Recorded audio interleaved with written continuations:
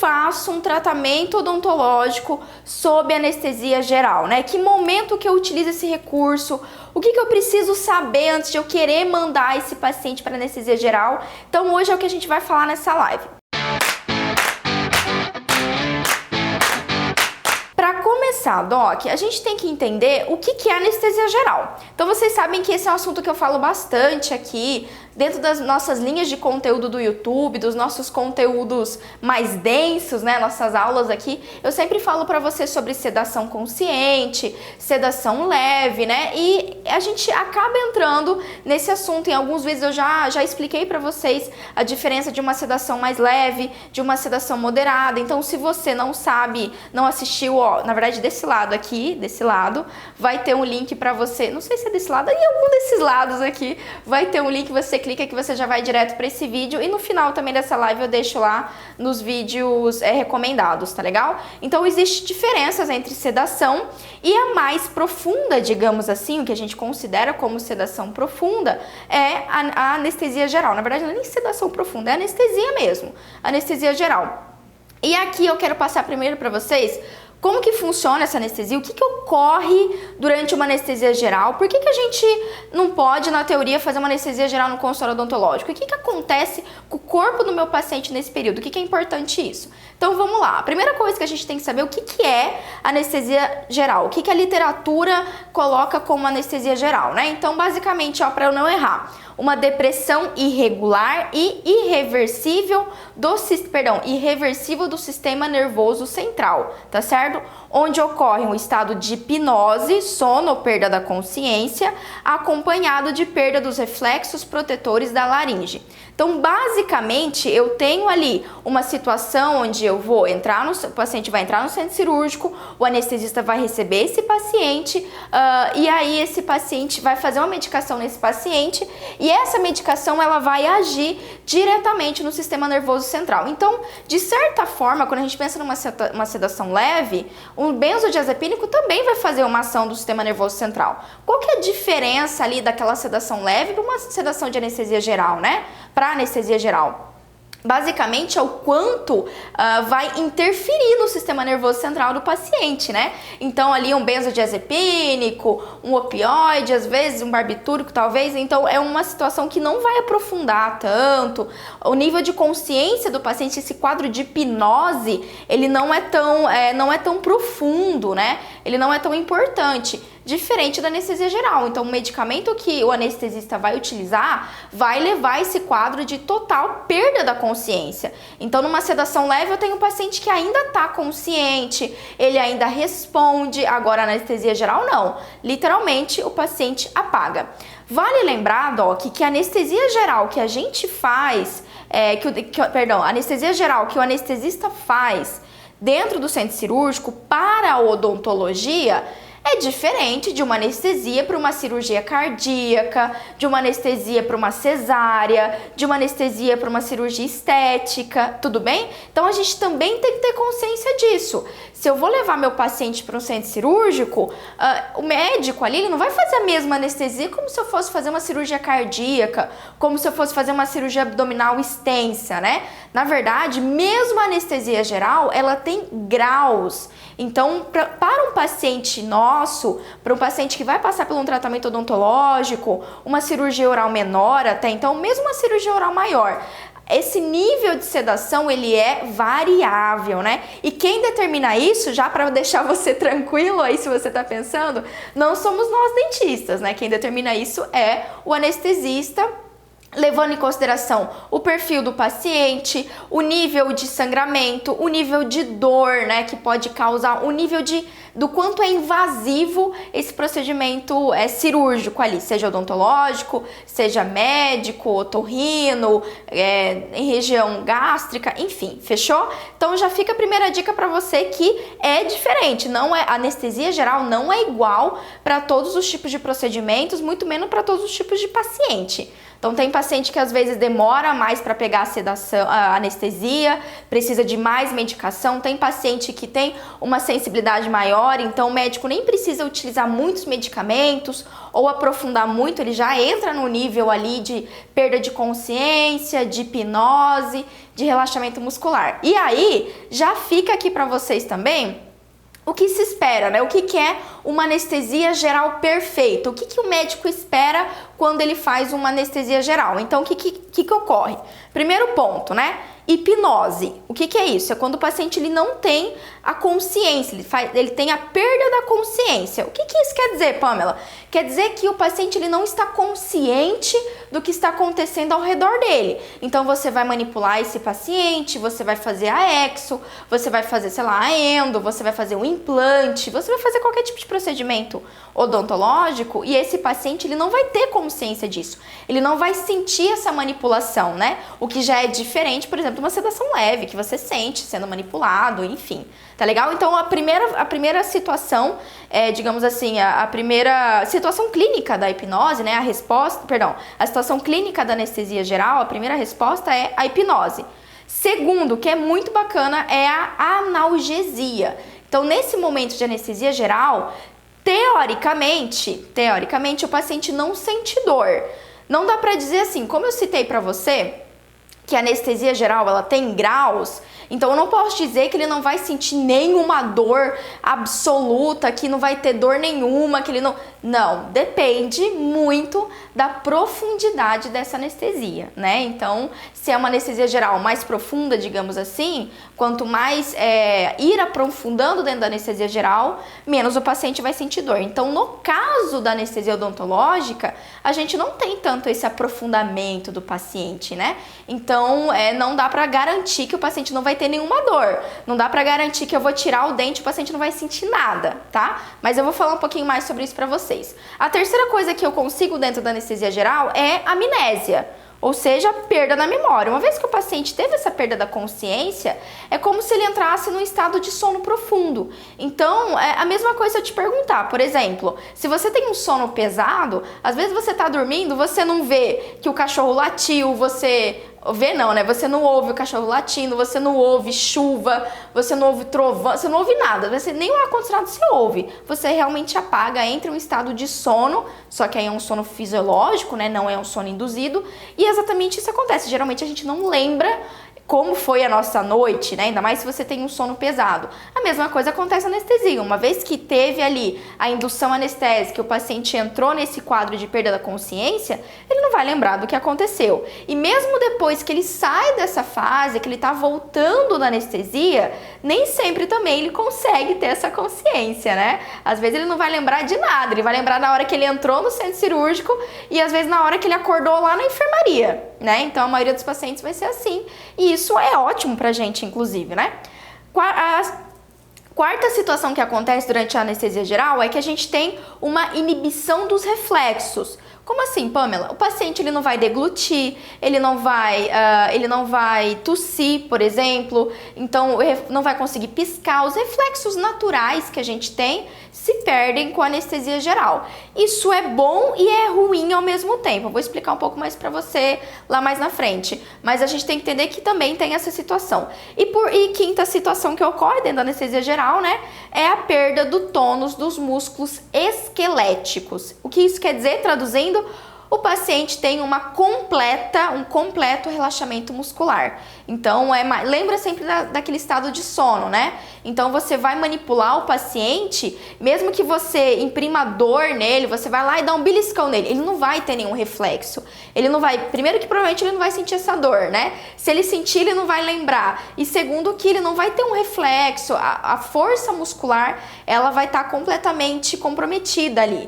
Lembrando, é principalmente a força muscular esquelética, né? Então a gente tem força de membros superiores, inferiores e tal. Então não necessariamente, não quer dizer que o paciente vai fazer anestesia geral e o coração dele vai parar. Não. A gente sabe, eu vou explicar para vocês que tem uma diminuição, sim, de alguns parâmetros vitais, mas isso é controlado, né? Isso é controlado pelo médico anestesista, fechou? Bom, isso é importante. Quando o médico faz anestesia geral, o que é legal pra gente é isso. Pra mim, né, como dentista, é tudo que eu quero. Tudo que eu quero é o meu paciente com perda da consciência, que ele nem veja o que tá acontecendo com ele. Segundo, eu quero que ele não tenha dor durante o procedimento, né? Terceiro, eu quero que ele tenha amnésia. Eu quero que ele nem lembre que ele passou, o que eu fiz, se eu fiz sutura, se eu não fiz sutura, se eu extraí 1, 2. Ele não vai lembrar realmente de nada. E isso é o maravilhoso da anestesia geral aplicada para nós dentistas, né? Então, dependendo do paciente que você for atender, e eu também vou falar quais são os perfis de pacientes, quais são as indicações, tudo que a gente precisa, na verdade, é isso, e é muito bom. Porém, entretanto, contudo, todavia, aí, né, vamos lá. Então, existe o lado ruim de fazer a anestesia geral. Qual que é o lado ruim da anestesia geral, né? Quais são os efeitos ali fisiológicos que não são bem-vindos? Afinal de contas, Doc, quando o médico utiliza um medicamento que vai fazer uma ação no sistema nervoso central, vai fazer uma depressão do sistema nervoso central, vai ter os benefícios disso, mas vai ter os efeitos colaterais, certo? Quais são esses efeitos colaterais, então? Olha lá, a primeira situação que a gente tem é que a gente tem uma obstrução parcial ou total da via aérea do paciente. Então, quando eu tenho o relaxamento dessa musculatura esquelética, eu tenho todo o relaxamento de orofaringe, eu tenho o relaxamento dos músculos respiratórios, eu tenho ali o relaxamento da minha glote, né, do meu tampão, na região de traqueia, de esôfago, enfim. Então, aqui, esse relaxamento pode fazer essa obstrução das vias aéreas, tá legal, Doc?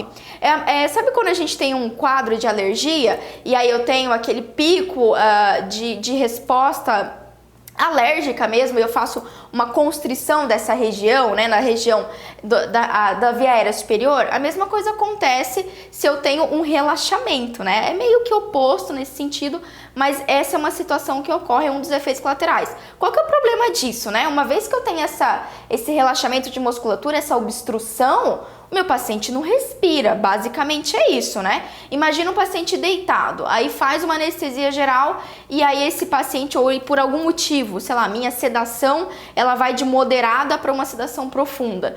Então, esse relaxamento da língua, esse relaxamento da orofaringe faz essa obstrução. Então, cara, isso é péssimo, né? Meu paciente, ele vai ter uma parada respiratória, não tem como, tá bloqueado aqui, não tem como respirar. A segunda situação que não é nada legal é hipóxia. Hipóxia é quando a gente tem um baixo teor de oxigênio nos tecidos, né? Então, isso acontece em resposta também dos medicamentos anestésicos, né? Para anestesia geral. Outra situação também, a gente tem a hipercapnia, que é quando eu tenho um aumento do gás carbônico. Por que isso acontece? Por que diminui o oxigênio e aumenta o gás carbônico? Doc, lembra que a anestesia geral, ela faz essa ação na musculatura? Pois é, tem uma musculatura esquelética que é bem importante na gente, que é a musculatura respiratória. Então, uma anestesia geral, ela vai interferir também nos músculos respiratórios, tanto nas intercostais, no diafragma, ela faz o relaxamento desses músculos. E, consequentemente, a minha expansão pulmonar, a minha troca gasosa, ela está comprometida. E aí é quase uma situação de apneia, né? O paciente fica com muito gás carbônico dentro do organismo e não tem a entrada de oxigênio. Então, essa troca gasosa está comprometida, certo? Outra situação também é que o paciente, ele perde o reflexo da tosse, né? Não só da tosse, mas como do espirro. Então, vamos lá. Imagina que eu tenho imagina que eu tenho essa musculatura respiratória, certo? O que leva a gente à tosse? Vamos pegar um exemplo bem claro. Você tá lá comendo, sei lá, um arrozinho com feijão, e aí ao mesmo tempo que você tá comendo esse arroz com feijão, você tá falando, enfim, quando você vê, você engasga, né? Vai aquele arroz lá pra traqueia, porque é isso que acontece. Quando vai qualquer tipo de substância, de situação que não é ar, né? Se não entrou ar, a traqueia só tem que entrar ar. Se entrou alguma outra coisa lá que não é ar, o nosso organismo fisiologicamente vai responder isso. Como que ele responde? Com tosse. Basicamente é isso, né? Ele vai tossir até expelir aquele corpo estranho que tá na árvore brônquica ou mesmo ali no começo da traqueia, tudo bem? Quando a gente tem um paciente com anestesia, esse reflexo, ele tá inibido, né? Então, os medicamentos não deixam esse reflexo acontecer de forma adequada. Por isso que um paciente nessa situação, se ele não tem essa tosse, então ele pode aspirar saliva, ele pode aspirar sangue, ele pode aspirar qualquer tipo de fragmento. Então, a gente perde essa capacidade de desobstruir, né, a árvore brônquica, então perde esse reflexo de tosse. Outra situação que eu também tenho é uma depressão cardiovascular e uma depressão respiratória. Então, se a gente levar em consideração o estado fisiológico do sono, quando alguém está com sono, quando alguém está dormindo, é normal eu ter diminuição do batimento cardíaco, diminuição da frequência respiratória. Eu já falei isso, inclusive, em relação à sedação. Então, é normal, dormindo a gente vai ter uma diminuição mesmo do batimento, da frequência respiratória natural. Agora, numa situação de anestesia geral, essa diminuição ela é mais drástica. Então, ela é mais profunda mesmo, ok? E aí eu vou ter essa depressão mesmo do sistema cardiovascular e respiratório. Além, Doc, de mudança do pH sanguíneo, exatamente também por causa dessa falha de troca entre oxigênio e gás carbônico. E como eu falei, todos os nossos reflexos, eles estarão ali diminuídos. Por isso que, se eu sei que eu vou levar meu paciente para um centro cirúrgico, eu tenho que saber que tem os efeitos maravilhosos, lindos, que vão super me ajudar, como eu citei, mas tem os efeitos colaterais. E aí, é por isso, tá? É por isso que não tem como eu fazer um procedimento, eu fazer anestesia geral no ambiente do consultório odontológico, né? Na verdade, isso tá completamente... Ah, Pamela, mas vai o anestesista lá no consultório fazer anestesia geral no meu paciente. Primeiro que eu duvido muito que o anestesista vai ter essa coragem. E segundo, Doc, como a gente tem todas essas alterações dos parâmetros realmente dos sinais vitais, capacidade respiratória, capacidade cardiovascular, capacidade desse reflexo de tosse, né, da proteção da via aérea, para eu fazer uma sedação, eu preciso de muitos equipamentos. Então, essa é a primeira dica que eu dou pra você, certo? Então, esse paciente que vai para anestesia geral, não tem como eu fazer mesmo uma sedação moderada no consultório odontológico, né? Então, a gente como dentista, a gente pode fazer sedação leve. Sedação moderada pra frente, em hipótese alguma, eu vou fazer dentro do consultório odontológico. Ah, Pamela, mas o anestesista vai lá. Cara, mesmo que o anestesista for, a questão não é só o anestesista. Eu preciso ter equipamentos de suporte avançado, certo? Então eu preciso ter uma puta de um carrinho ali que vai fazer a medicação anestésica. Esse paciente a gente precisa monitorar, e aí é um monitoramento mais preciso, ok? A saturação, a frequência, o batimento cardíaco, a pressão arterial desse paciente, a saturação de oxigênio de forma um pouco mais profunda, que aí mede outros parâmetros além da saturação, ok? O anestesista ele vai medir o quanto que o pulmão está expandindo. Esse paciente ele precisa fazer um suporte, precisa receber um suporte de oxigênio. Então, para tudo isso, essa situação eu preciso de um suporte do hospital. Tá? Então não tem o que fazer. A gente precisa do centro cirúrgico, o anestesista precisa estar presente ali, então não tem como a gente fazer. Não recomendo você fazer sedação de moderada para frente dentro do consultório odontológico. Aqui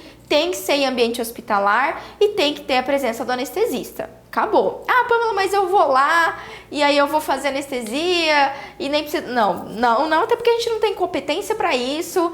Mesmo que você estude pra caramba, isso não é nossa área de atuação. Tá certo, Doc?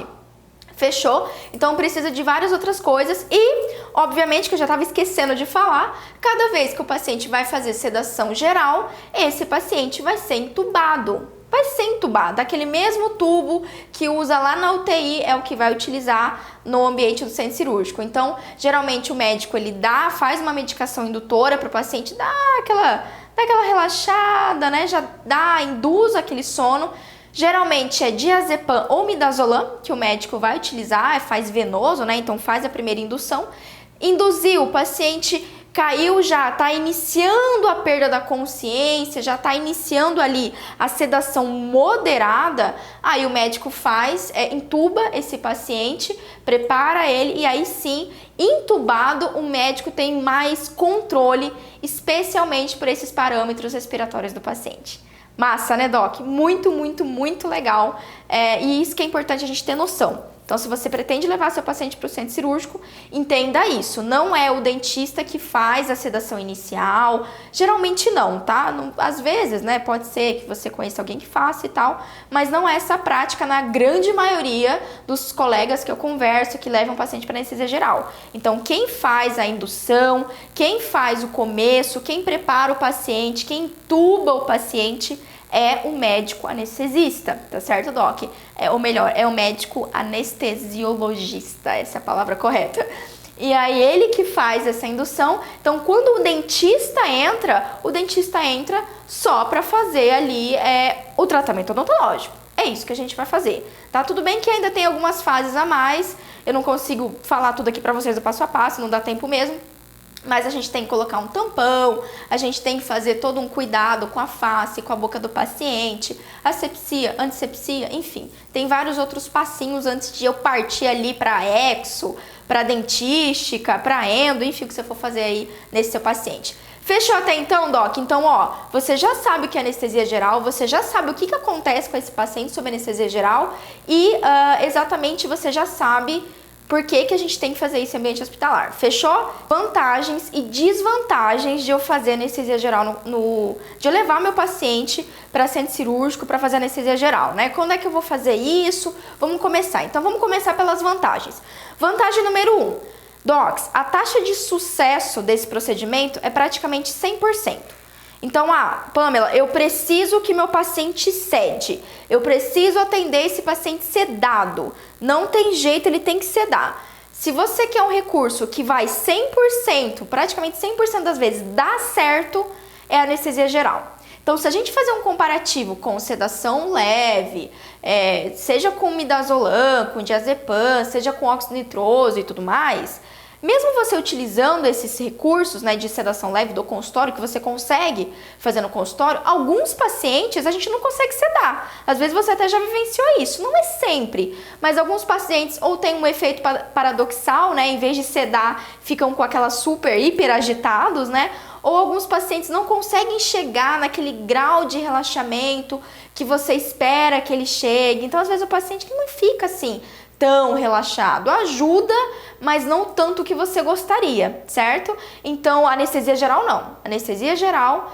é 100% de sucesso. Se você precisa de uma sedação realmente efetiva, que o paciente fique em sedação absoluta, que funcione, vai ser anestesia geral, né? Então, sem falar que o médico, ele consegue titular aquela medicação. Então, ele consegue medir exatamente a quantidade do anestésico ali que ele vai utilizar, do medicamento, né, do fármaco, até chegar ao ponto ótimo, né, o ponto perfeito de sedação. Então, não tem o risco de uma subsedação ou de uma supersedação, né?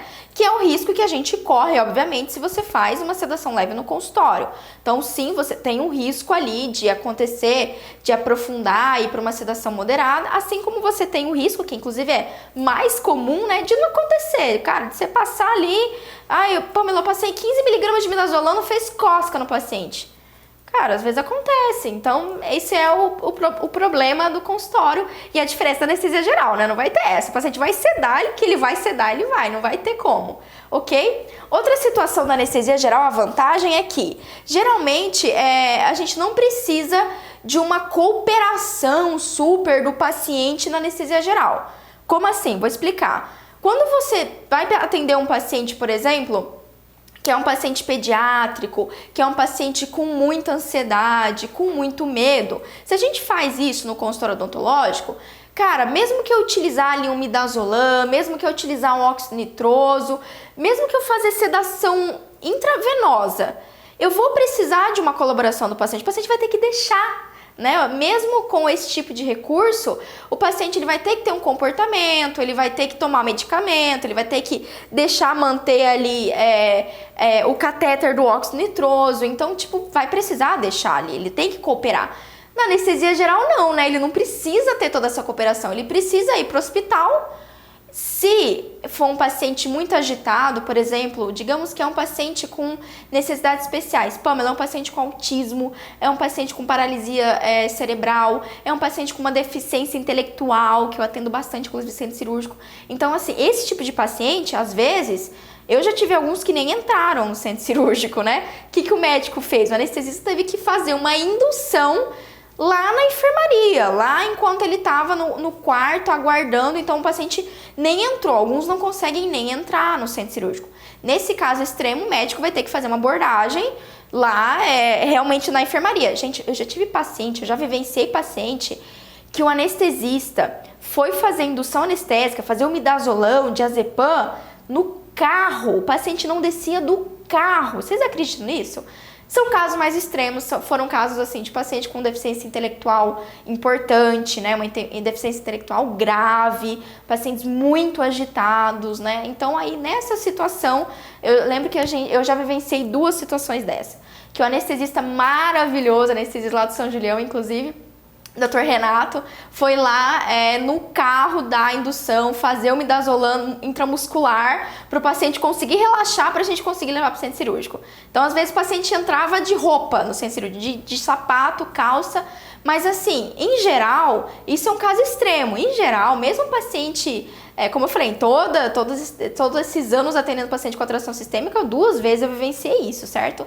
Algumas são situações extremas, mas na grande maioria das vezes, a única coisa que o paciente tem que fazer, tem que colaborar, é entrar no centro cirúrgico. Que doc, entrou no centro cirúrgico, tá muito agitado, o anestesista vai lá e já faz o intramuscular de midazolam, então o paciente já relaxa, já tá ali no centro cirúrgico, a coisa já acontece. Isso que, ó, lindo, lindo da anestesia geral, né?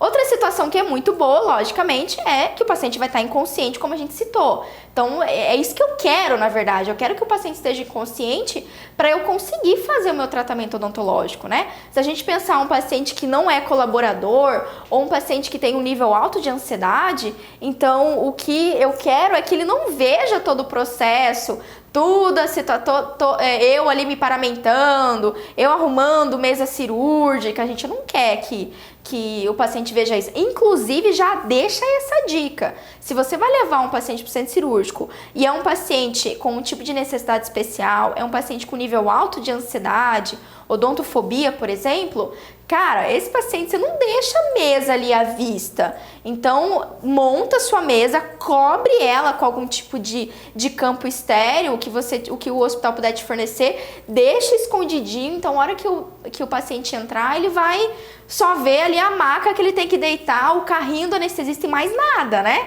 Então, o nosso controle, o nosso manejo ainda acontece dentro do centro cirúrgico, senão também gera um estresse. Mas uma vez que o paciente está inconsciente, que a gente deita e rola, né? O paciente tá ali, você vai fazer tudo o que você precisa fazer, de forma, inclusive, muito mais rápida do que você faria no consultório odontológico, e o paciente não vai se lembrar, vai estar ali com a perda de consciência. Outra situação que ocorre, que a gente pode colocar como vantagem, mas aí eu já te dou uma dica assim. Então, estou levando meu paciente para tratamento odontológico sob anestesia geral. Um dos efeitos, como eu citei, da anestesia geral é o paciente ter analgesia. Então, em geral, nessa situação, né, quando ele está sob anestesia geral, o paciente não sente dor. Entre aspas, tá? A gente tem que abrir um parênteses importante. Vai depender muito da profundidade, do quanto o nível de consciência desse paciente rebaixou ali com os parâmetros que o médico colocou, tá certo? Então, o médico, ele mede isso. No caso do tratamento odontológico, como não é um procedimento extremamente invasivo, não vai abrir o peito do paciente, não vai cortar o osso da perna, não é uma coisa... Eu tô falando assim, né? O tratamento odontológico até ali cirurgia oral menor. Cirurgia oral maior a gente sabe que é outros 500, né? Não vou entrar aqui. Mas até cirurgia oral menor ali, até uma extração de terceiro molar, enfim, uma remoção de toros, enfim, tá bom, doc? Nessa situação, então, eu não tenho assim, o médico não vai fazer uma anestesia super profunda. Então, você tem que saber que o paciente, ele vai ter nessa situação, o nível de dor dele, o limiar de dor dele vai ser mais alto. Então, provavelmente você vai manipular ele, vai fazer a raspagem, vai fazer uma exo, e ele não vai sentir aquela dor gigantesca, tá certo? Tudo bem? Não vai. Mas, o que eu já vi na verdade, todas as vezes que eu fui pro centro cirúrgico, eu vi. Mesmo com a sedação, doc, a sedação geral, e mesmo que o paciente ele não tenha consciência daquela dor, o organismo sente. Você quer ver? Toda vez que a gente tá ali, um dia você vai vivenciar isso, tenho certeza. Mas quando você tá ali manipulando na hora da exodontia, tá ali com forceps, com a alavanca, né, fazendo ali as manobras para exodontia, enfim, você consegue ver no monitor. É automático, mesmo o paciente com anestesia geral, mesmo você tendo feito ali uma anestesia local, o paciente sente, você vê aumento do batimento cardíaco, aumento da frequência respiratória. Cara, não tem. O organismo, ele sente. Por quê, Doc? Porque apesar do sistema nervoso central aqui, da consciência desse paciente não estar sentindo a dor, o organismo dele está sentindo ali uma manipulação, né? Então, não tem como. As nossas células, elas leem a gente, né? Elas são seres... É vivo, o nosso corpo é vivo, o nosso corpo responde a estímulos de forma inconsciente, tá certo? Então, apesar do paciente não reagir à dor, a gente tem que ter consciência que sim, dependendo da situação, do grau da anestesia geral, ele vai ter sim, mesmo que mínimo, uma resposta à dor. E aí eu já dou a minha primeira dica. Não é porque o paciente está ali sob anestesia geral que você não vai fazer nada de anestesia local. Na verdade, a gente tem que fazer sim anestesia local. O que eu sugiro, que a literatura mostra pra gente, é que a gente não precisa utilizar um monte de anestésico. Você não vai usar 2, 3 tubetes de articaína, não. O que você, digamos assim, Pamela, eu consigo fazer um bloqueio, eu consigo fazer uma anestesia local ali, uma infiltrativa com um tubete. Pois é, lá no centro cirúrgico, com o paciente sob anestesia geral, você vai utilizar 1/3 do tubete. É isso que você vai utilizar. Você vai utilizar muito menos. Por quê? Porque ele já tem a analgesia da anestesia, você só vai complementar, principalmente porque quando o paciente voltar à anestesia geral, Doc, ele está anestesiado ainda. Então, o processo de dor, o reparo, né, o cuidado que você tem, o pós-operatório desse paciente, ele vai ser muito melhor. Fechou? Oh, caraca, hoje tá... Gente, eu adoro esse assunto. Cada tema aqui daria uma live, né? Mas vamos lá, vamos seguir. Bom, existe amnésia, como eu citei, então isso é excelente, principalmente se o paciente que eu vou atender é um paciente pediátrico, é um paciente com odontofobia, então, putz, eu super espero o paciente ter ali essa amnésia, não lembrar de nada do que aconteceu, né? Então, isso é uma vantagem. Outra vantagem também na anestesia geral é que ela pode ser, Doc, o único recurso que você tem. Sim, isso eu já vivenciei muito e ainda vivencio. Ainda mais se a gente pensa num paciente com algum problema cognitivo, né? Pacientes autistas, pacientes com deficiência intelectual, pacientes com... Já atendi bastante também, paciente esquizofrênico, graus importantes de esquizofrenia, paciente com... deixa eu lembrar aqui mais... Mal de Parkinson, Alzheimer, agora que eu lembrei. Pacientes com Alzheimer. Então, esse é um perfil de paciente que, dependendo da gravidade, né, da patologia, do quadro desse paciente, eu não consigo atender no consultório odontológico. Então, já tive muito paciente assim. Praticamente, Doc, todos os pacientes que eu já atendi e ainda atendo em ambiente hospitalar, em centro cirúrgico sob anestesia geral, são pacientes nessa situação. Pacientes com esses quadros de saúde. Então, realmente são pacientes não colaboradores. A gente tenta no consultório odontológico, tentou uma vez, tentou 2 vezes, tentou 3 vezes, não deu certo. Então, esse é o paciente que, às vezes, a única alternativa que eu tenho é atender ele sob anestesia geral. E, na verdade, muitas vezes, essa é a alternativa mais segura. Essa é a melhor alternativa que você tem. Então, já deixo uma outra dica aqui para você. A anestesia geral, ela é muito indicada para esse tipo de pacientes, né? Pacientes que eu tenho comprometimento cognitivo, seja por qualquer patologia que esse paciente tenha, tá certo? Outra situação aqui que eu vou ter também é que o início da anestesia geral é rápido, né? Diferente ali da sedação no consultório, diferente de eu fazer um diazepam, uma sedação oral, né? Que eu vou ter que esperar até de meia hora até 2 horas, dependendo do medicamento. Na anestesia geral, do jeito que o médico fez, acabou, né? Já entra no processo de perda de consciência, já ceda, então o início é super rápido, geralmente, Doc, é 1 minuto, sério.